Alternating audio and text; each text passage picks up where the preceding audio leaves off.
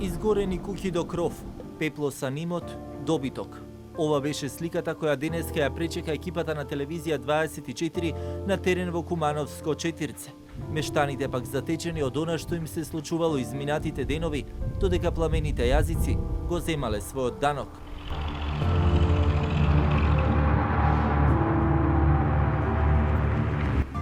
Собственикот на оваа викендица, на која пожарот го ставил својот црн печат, не беше овде, но самата слика говореше за сето она што се случувало.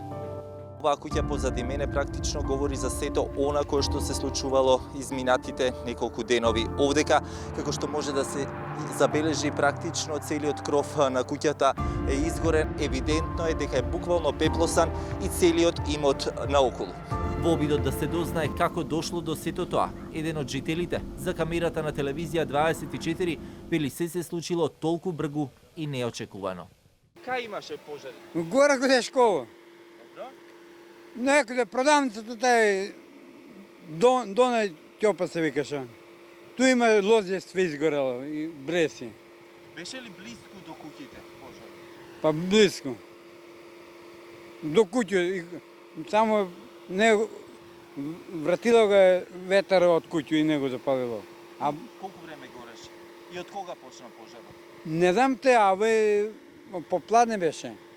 Откако институциите смирија дека состојбата во Кумановско е ставена под контрола, се упативме на кај подрачјата во Скопскиот реон.